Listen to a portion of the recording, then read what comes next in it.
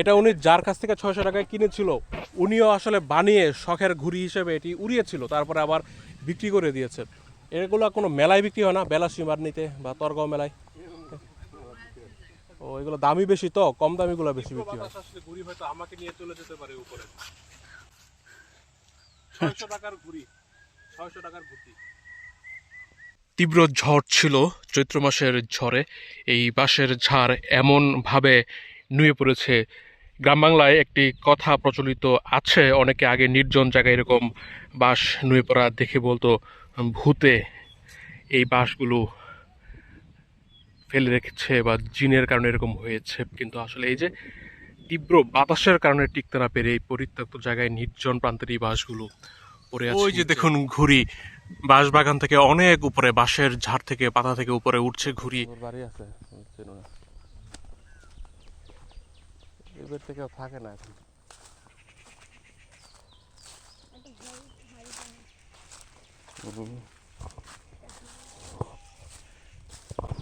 একটি ভূতের বাড়ির সামনে আছি, পরিপূর্ণ ভৌতিক আবহ, মাটির ঘর, একটি হারিকেন টানানো, একটি পরিত্যক্ত মাটির ঘর, চারপাশে খোলা জায়গা, বাড়ির সামনে মরিচ ক্ষেত হয়ে আছে, একটি হারিকেন ঝুলে আছে। একসময় কল কাকলিতে মুখরিত থাকতো নিশ্চয়ই, এখন কেউ বসবাস করে না। একসময় পাশে রান্নাঘর ছিল, মানুষ, কোলাহল, হট্টগোল, সব মরিচ। আর এই হচ্ছে সেই মাটির ঘর। দিনের বেলা তো এদিকে শিয়াল ডাকে, পাখির কলতান, বিশাল একটি খেজুর গাছ। ওই ঘরটির নিচে এই দৃশ্য লম্বাটে, যেটা বাইট বলা হয় বইয়ের ভাষায়, আঞ্চলিক ভাষায় দ্বারা, টাঙ্গাইলের দিকে বলা হয় পাথার, সেরকম একটি জলাধার, কিন্তু এখন শুষ্ক। গতকাল সারা রাত বৃষ্টি হয়েছে, কিন্তু মাটি এখনও শক্ত, কারণ এখানকার মাটির স্তর, মাটির গভীরতা, পুরুত্ব অনেক বেশি।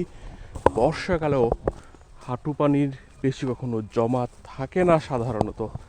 ভাওয়াল অঞ্চলের প্লাইস্টোসিন কালের সুপানভূমি, পানি জমা থাকে না, সেটার আরেকটা উদাহরণ দেই। দেখুন এখানে ধান ক্ষেত আছে, আর যেই ক্ষেতে হাঁটছি এটা কিন্তু লাগানো হয় না, অর্থাৎ পানির কারণে এক্সট্রা যে পানি পাইপলাইনের মাধ্যমে, সেচের মাধ্যমে আনবে, সেই খরচের চেয়ে ধানের খরচটা কম বলে এখানকার প্রচুর জমি অনাবাদি থাকে, পতিত থাকে। এই যে দেখুন পুরো সিরিয়াল ফাঁকা, ওই পাশে আবার আছে।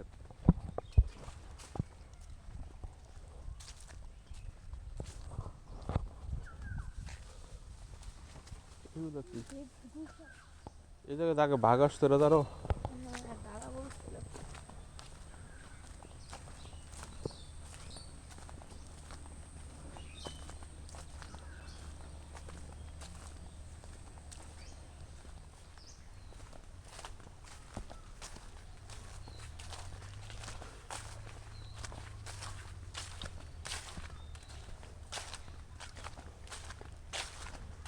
প্রতি বছর যখন আম পাকে, এই গাছের নিচে আসলে পোকা খাওয়া আম পড়ে থাকতে দেখি, ভালো আমও থাকে, পুরোটা ভরে যায়, কিন্তু আম নেওয়ার মানুষ নাই, কুড়ানোর মানুষ নাই। গাছটি কিন্তু অনেক বড়, প্রাচীন সময়ের বৃক্ষ।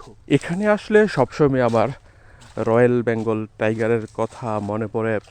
50-এর দশকের শেষের দিকে এইখানে সন্ধ্যার সময় মাঝে মধ্যে টাইগার হালুম করে উঠত।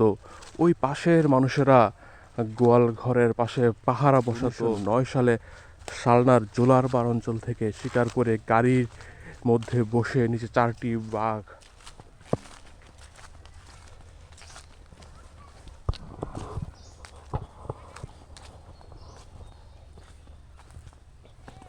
এখানে ছবি তুলছিল সেপন।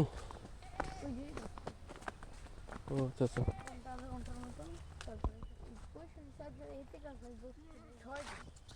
অনেক লোক, এদিকে অনেক শিয়াল আছে, দিনের বেলাতে শিয়াল দৌড় পারে, আমি দেখি। এখানে একটু বসলে দেখতে পারবো, 20-25 মিনিট। এখানে 5টি ছাগল ঘাস খাচ্ছে, ছোট বড় মিলিয়ে, কিন্তু আমি এখানে যদি আধা ঘন্টা বসে থাকি দেখবো এই পাশ থেকে একটি শিয়াল দৌড়। এই গাছের একটি গোটা বা ফল হয়, সেটি দিয়ে তেল তৈরি করা হতো গ্রাম বাংলায়। বাজনা গোটার গাছ, এই তেলের খুব সুঘ্রাণ ছিল, হাতে লেগে থাকতো গরম ভাত খাওয়ার পরই। এখন সেই তেল উৎপাদনের শিল্পটা বিলুপ্তই হয়ে গিয়েছে। তারপরও প্রতি বর্ষায় এটাতে বাজনার ফল হয়। গাজীপুর অঞ্চলে এখনও কম বেশি এই গাছ দেখা যায়। অশিল্পায়িত গাজীপুরের যে গ্রামগুলো আছে সেদিকে নিশ্চিতভাবেই শিয়ালের গর্ত দেখুন, বড় একটি গর্ত।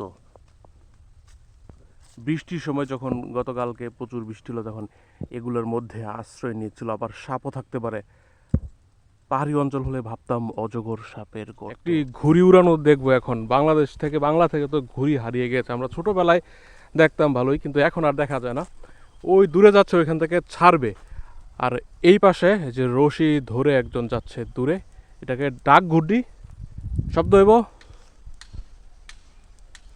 দেখা যাক। মানে যেটাকে শব্দ হয় ধেনু বলতাম, ওইটা বলে ডাক ঘুড্ডি। শব্দ ছাড়া হলে তেলেঙ্গা থেকে উড়াচ্ছে 300 মিটার 250 মিটার হবে ওইখান থেকে ওইখানে। উনি যতটুকু যাচ্ছে ওইরকমই 150, 200, 250 এরকম হবে আর কি।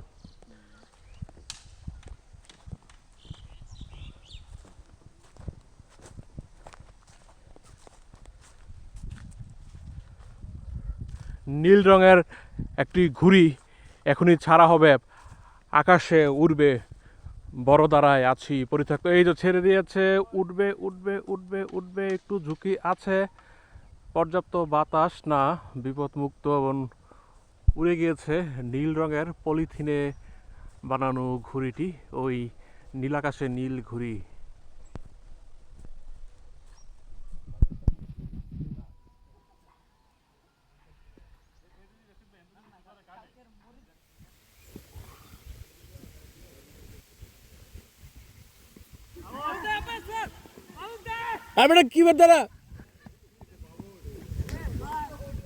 ঘুড়ি উড়ানো দেখতে আসলাম। বাবা ছেলের এই যে সবাই খুব আগ্রহ নিয়ে দেখছে। নীলাকাশে নীল ঘুড়ি, সাদা মেঘ আছে কিছু, চৈত্র মাস, উড়ু উড়ু ঝড়ো হাওয়া। একটি ঘুড্ডি উড়েছে দীর্ঘদিন পরে। গ্রাম বাংলা থেকেই তো প্রায় বিলুপ্ত হয়ে গেছে। নিচে আছে শালগজারির গাছ। একটি নির্জন প্রান্তর, এরকম একটি জায়গায় আছি। এইখানে উড়েছে ঘুড়ি। ঈদের সময় এরকম দৃশ্য দেখে মনটা আনন্দে ভরে গেল। এখানে একজন নাটাই হাতে, সুতা হাতে কন্ট্রোল করছে।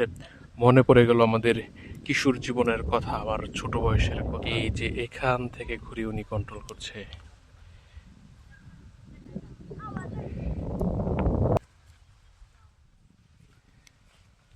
এটাকে আপনি নিজে বানাইছিলেন? এটা ধারাবাহিকের সাথে এটা দিয়ে আপনারা আবার স্মৃতি নিতে পারবেন, সমস্যা নেই। যিনি নাটাই হাতে এই ঘুড়িটাকে কন্ট্রোল করছে, উনি এই ঘুড়ি নিজে বানিয়েছে, অর্থাৎ উনি ছোটবেলা থেকে এটা পারেন। আমরা যদিও নিজে বানাতে পারি না, কিন্তু ছোটবেলায় উড়াতাম মেলা থেকে কিনে। এখন যেই সময়, তার 15 দিন পরেই তো বৈশাখী মেলা। ঘুড়ি উড়ানোর আদর্শ সময় দেখুন, মেঘাচ্ছন্ন কালো আকাশ, নীলাকাশ। এই পাশে কয়েকটি বিচ্ছিন্ন শাল গজারির গাছ আছে, আর ওই যে উপরে ঘুড়ি।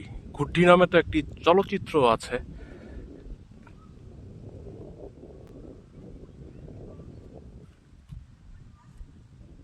শব্দ যদি হতো, মানে যেটাকে ডাক ঘুড্ডি বলে, ধেনু থাকলে প্যাপু শব্দ, ওইটার আসলে অন্যরকম অনুভূতি হয় বাতাসে, এবং এই শব্দের মিশ্রণে পরিবেশটা আরো বেশি মোহাচ্ছন্ন হয়ে ওঠে।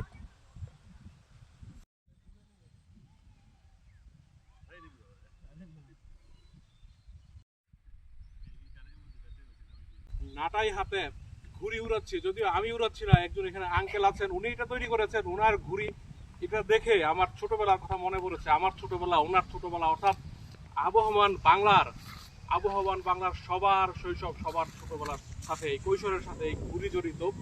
এখন আসলে ঘুড়ির মৌসুম, সামনে আসছে পয়লা বৈশাখ, তখন মেলা হয়।